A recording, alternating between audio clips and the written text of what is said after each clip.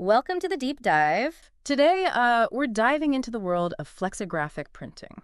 FLEXO, for short. Yeah, You've sent over a stack of technical documents on the subject. right. And frankly, it looks a bit like rocket science.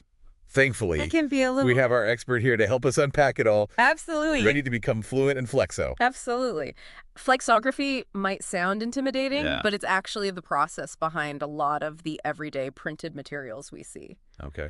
Think like cereal boxes, shopping bags, even that funny birthday card you got last week. Okay, so we're talking more happy birthday and less quantum physics.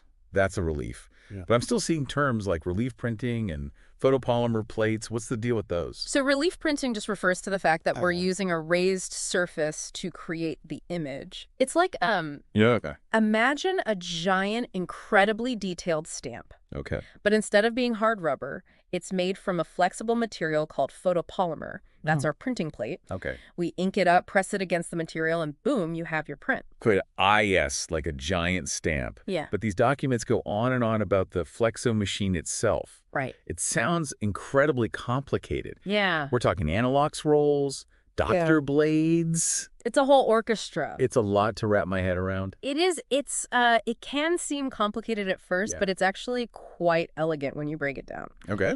Picture a choreographed dance of rollers, Okay. each with a specific job. Okay. First, we have the analox roller, which holds the ink. Okay. Now imagine this roller covered in tiny dimples or cells that hold just the right amount of ink.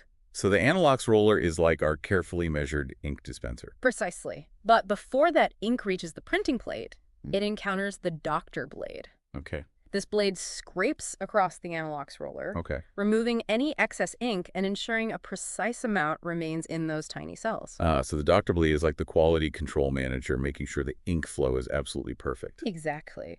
And this level of precision is crucial throughout the entire FLEXO process because even the smallest variations Right. can impact the final print. And speaking of precision, these documents are obsessed with measurement and control. Depth percentages, densities, registration. It's like they're on a quest for printing perfection. Well, they're not wrong to be meticulous. Yeah. Flexography is all about striking a delicate balance. Think of it like baking a cake. Okay. You need the right ingredients in the right amounts. Yeah. In FLEXO, those ingredients include the ink's viscosity, the pressure of the rollers, even the material being printed on. So if you're off by even a little bit wrong viscosity, too much pressure, you end up with a printing disaster. Yeah. Like a cake that's sunk in the middle, or even worse, blurry logo. Exactly. And it's not just the big things. Right. Even something as seemingly insignificant as humidity can affect the printing process. Really? High humidity, for example, can wreak havoc on water-based inks, causing a blushing effect. Blushing ink. It sounds almost poetic, but I'm guessing it's not a good thing in the printing world? Not quite. It basically means the ink looks faded or discolored. Yeah. Definitely not the look we're going for. So it seems like attention to detail is critical here. Absolutely. Now let's shift gears and talk about design. Okay. If I'm creating something that's going to be printed with FLEXO, what do I need to keep in mind? That's a great question. Yeah. These documents stress the importance of understanding the limitations of the process. Okay. For example, tiny text or intricate gradients require careful attention. Mm-hmm. We need to consider something called screen rulings, Yeah. which basically refers to the number of dots per inch used to create the image on the printing plate. So it's kind of like choosing the right resolution for a digital image. Exactly. Too low and things get blurry or pixelated. Right. Too fine a detail for FLEXO and it'll just print as a muddy mess. Precisely. This is where choosing the right lineatura or screen ruling becomes crucial. Okay. A higher lineatura allows for finer details, but choose one that's too high for your printer and you risk losing those details altogether. It's all about finding that sweet spot. Now let's talk color. Okay. Anything specific to keep in mind when designing for FLEXO? Yeah, definitely. Color management is a huge topic in FLEXO. Okay. One of these documents, 0418E-Systemate.pdf, seems to be a deep dive into the world of color management. Right. It talks about the importance of what's called characterizing the printing system. Okay, what does that mean exactly? Essentially, we need to understand how the inks, the analox roller, even the material being printed on all interact to influence the final color output. So you're saying that every Flexo setup has its own unique personality when it comes to color, Mm. and we need to understand that personality to get the best result. Exactly. And a key part of that is creating a fingerprint of the press. A fingerprint. Do we need Sherlock Holmes for this? Not quite. A fingerprint, in this context, refers to a test print made under very specific conditions. Got it. This helps us identify the press's unique characteristics, how it lays down ink, its dot gain, its overall color accuracy, so we can adjust the design and press process accordingly.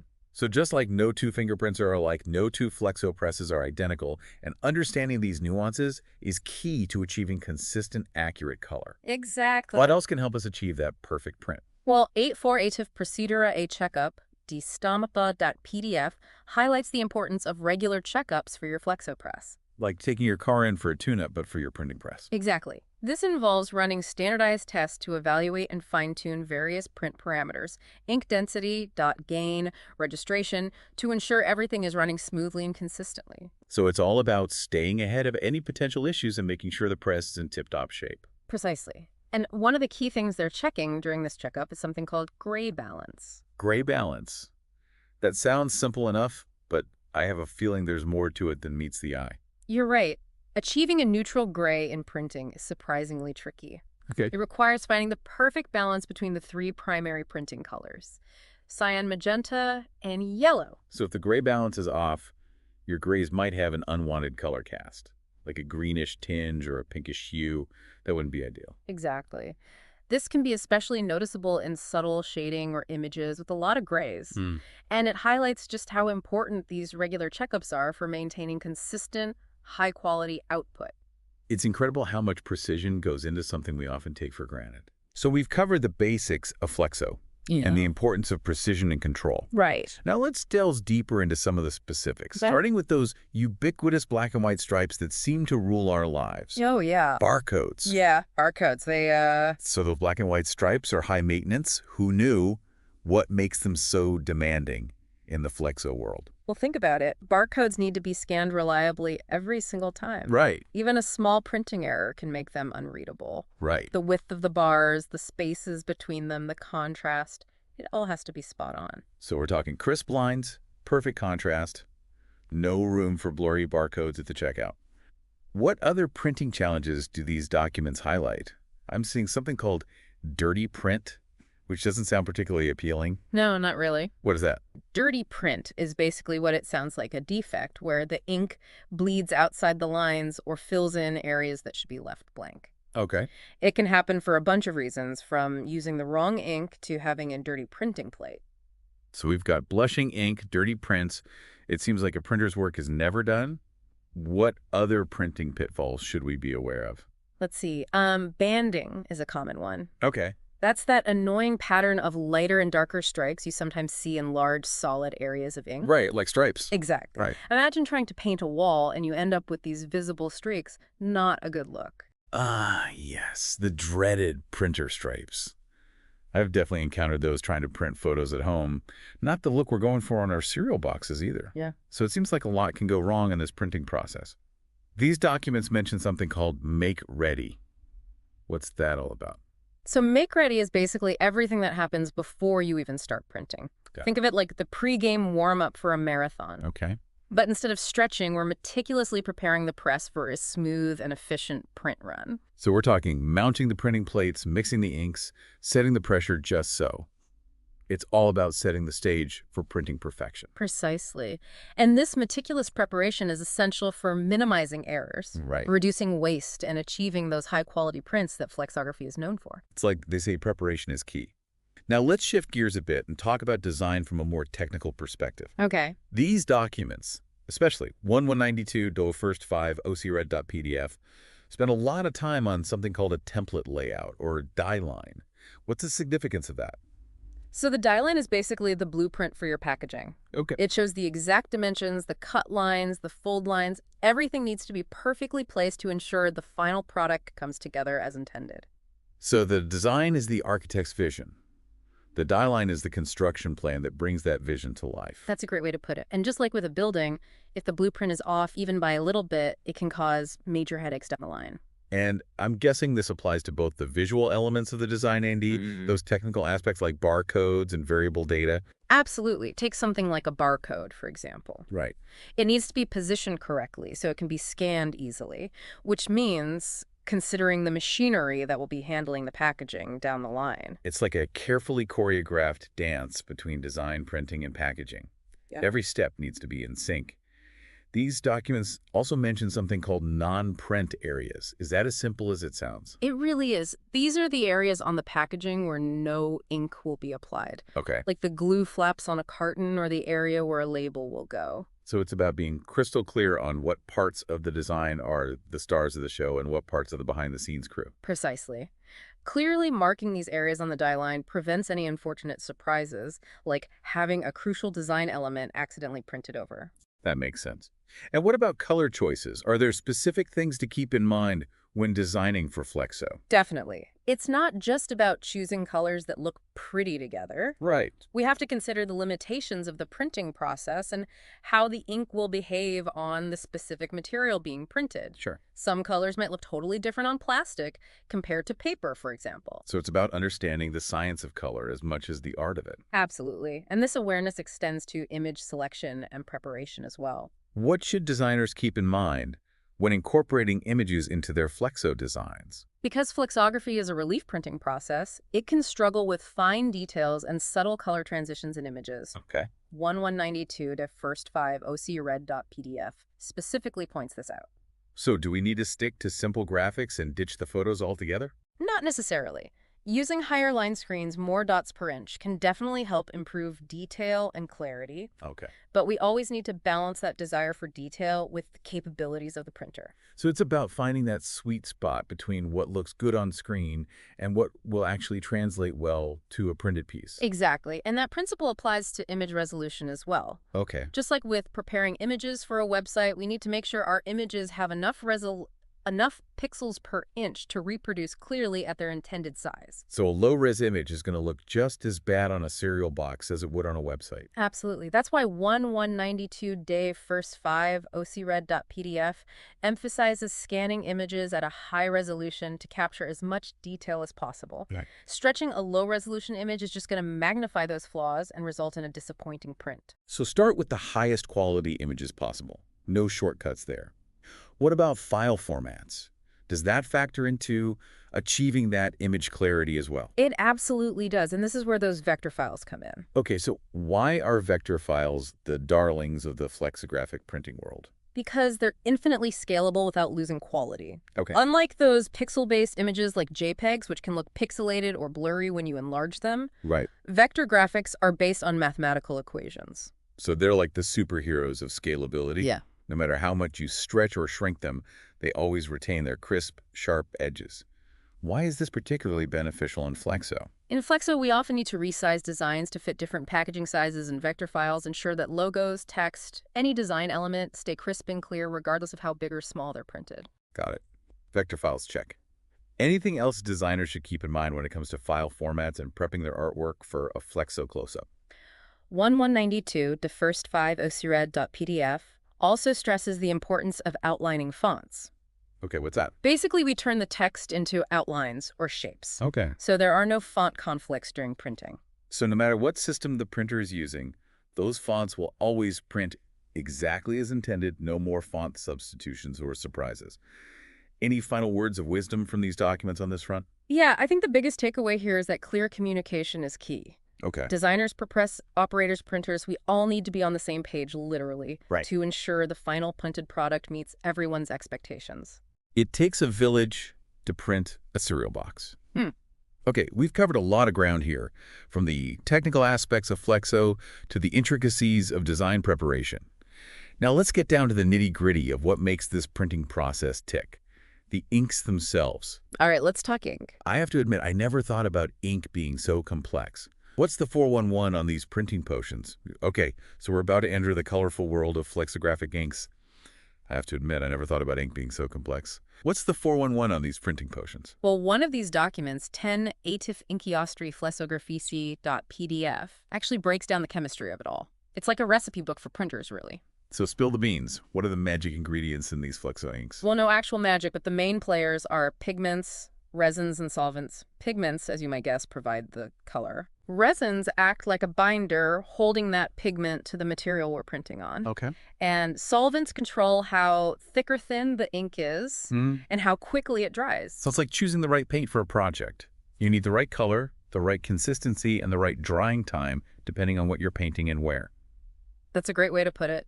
And just like with paint, there are different types of Flexo inks, each with its pros and cons. The three most common are solvent-based, water-based, and UV-curable inks. Okay, so let's break those down. Solvent-based inks, Yeah. those sound a bit hardcore. What's the deal with them? So solvent-based inks, they've been the industry standard for a long time. Okay. They dry fast, produce vibrant colors, and stick well to various materials. Mm. Think of them as the reliable workhorse of the Flexo world. Reliable, but maybe not the most eco-friendly option. I'm sensing a but coming. But you'd be right.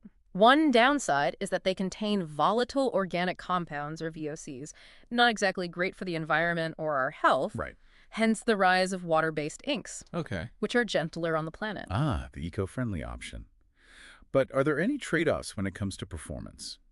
Sometimes they can take a bit longer to dry All right. and might not adhere as well to certain materials compared to those solvent-based inks. Right. It's about finding the right balance for each printing project. Makes sense.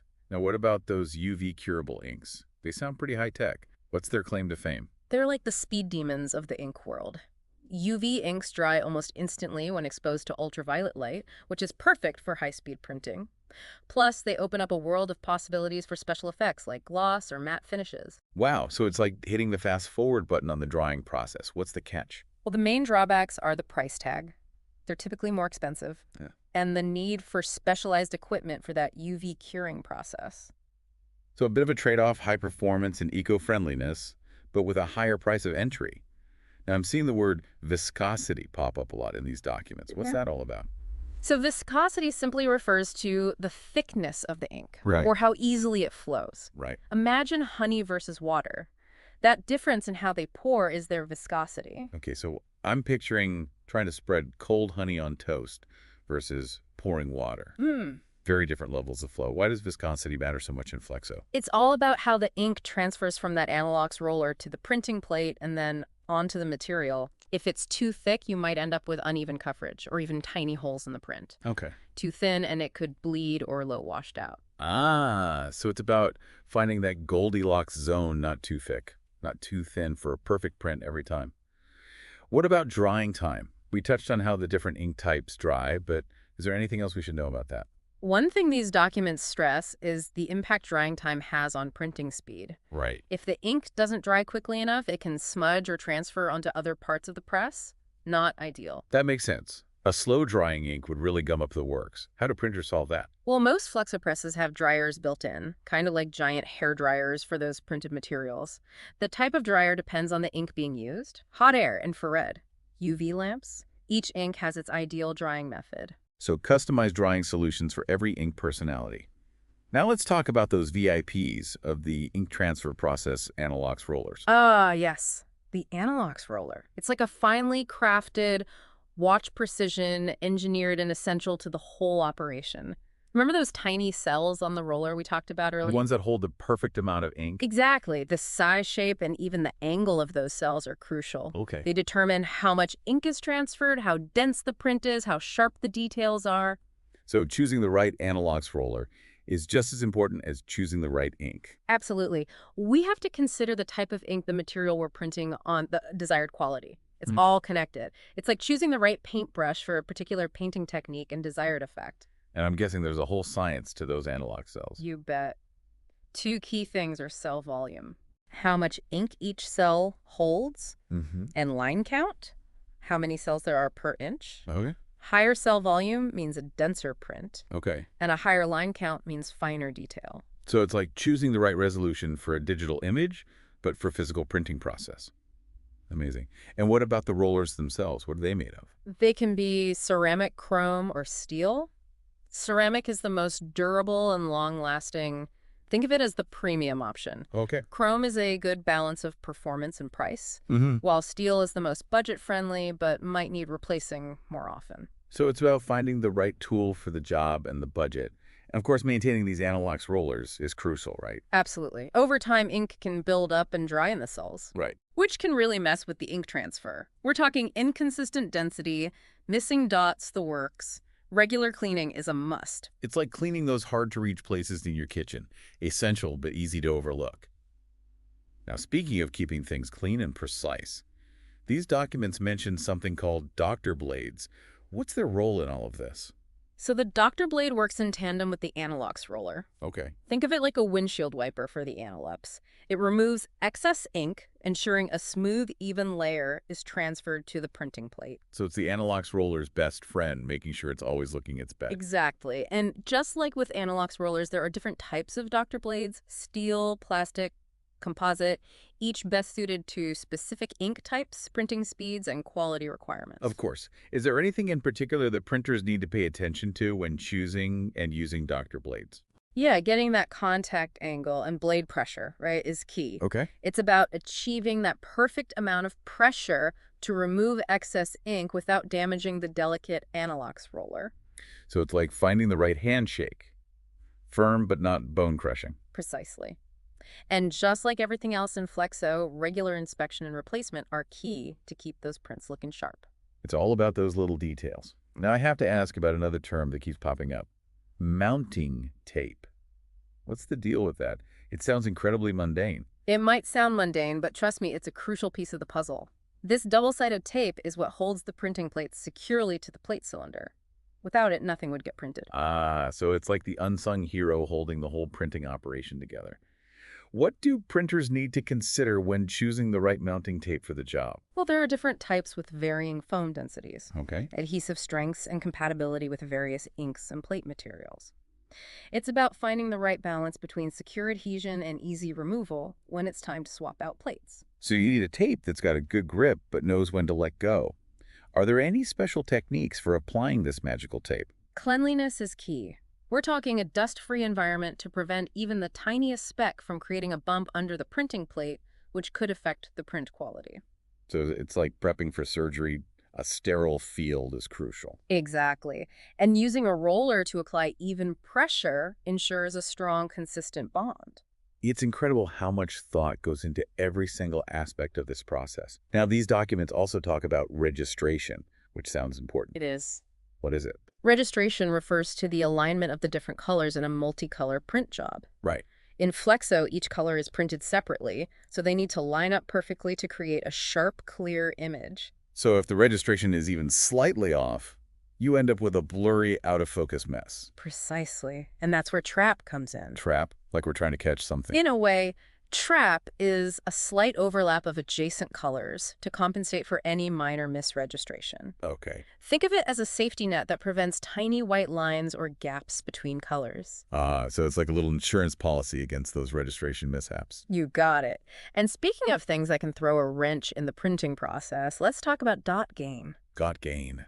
That sounds ominous. It can be dot gain is what happens when those tiny dots that make up the printed image get bigger on the material than they were on the plate. So it's like those dots are expanding, blurring the lines, so to speak. Exactly. This can make colors look darker or less vibrant, and it can even obscure details. It happens because the ink spreads out a bit when the plate presses against the material. It's like those dots are getting a little too comfortable and spreading out on the couch. How do printers rein them in? Well, we can adjust the tone reproduction curves to compensate for that expected dot gain, making the dots on the plate slightly smaller so they end up just the right size when printed. So it's like a preemptive strike against those expanding dots. Very clever. We also keep a close eye on printing pressure ink viscosity and the choice of analox roller to minimize dot gain during printing. It's amazing how much goes on behind the scenes to make those prints look so perfect. Yeah. Well, let's talk about color management, which sounds like a whole other world of complexity. Oh yeah, color management is a beast, but it's essential for making sure that the colors you see on screen are reproduced accurately in the final print. Which I'm guessing is easier said than done. You bet. Monitors, scanners, printers, they all have their own quirks when it comes to how they display and reproduce color. That's where proofs come in handy. A proof in this context is like a test print, right? Exactly. It's a chance to review and approve the colors, lay out everything before we go into full production. It's much easier and less costly to make changes at the proof stage. So it's like a dress rehearsal before the main performance. What about those ICC profiles I keep hearing about? Think of them as translators for color ICC profiles, are files that describe the color characteristics of a specific device. By using them, we can make sure that the color you see on your monitor is translated accurately to the printer. So no more surprises when you open that box of cereal and the colors are totally off. Exactly. And speaking of keeping colors consistent, there's something called G7, which is all about achieving a neutral gray balance across different printing presses. Why is gray so important in the grand scheme of things? Gray balance is like the foundation of a house, get it wrong, and everything else is off kilter. If the grays are neutral, then all the other colors will fall into place. So G7 is like a universal language for grays, helping different presses produce consistent, accurate colors. Exactly. This is particularly important these days with so much printing happening globally. G7 helps ensure that a brand's colors look the same, whether the packaging is printed in Europe, Asia, or right here at home. It's amazing how much science and technology go into something as seemingly simple as printing.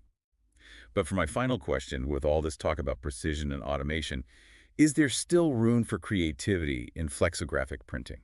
Absolutely. In fact, I think these advancements are empowering creativity in many ways. Think of it like this. A musician with a finely tuned instrument can create more nuanced and beautiful music, right? It's the same with Flexo. As the technology advances, we have more tools and capabilities to bring those creative visions to life. That's a great analogy. It's not about technology replacing creativity, it's about technology enhancing it. Precisely. The future of Flexo is exciting with advancements in sustainability, digitalization, and personalization. It's a dynamic industry with a lot to offer. Flexo, it's clearly more than meets the eye. From the science of ink to the precision of the printing process, it's been a fascinating deep dive. We've gone from what is flexography to, wow, flexography is incredible. It is fascinating, isn't it? And it's all around us every day. That's a great point. It leaves us with something to ponder. With all this incredible technology at our fingertips, what will the future hold for the humans behind the printing presses? How will this interplay between human skill and technological advancement shape the future of flexography? Something to think about. We'll be back soon with another deep dive.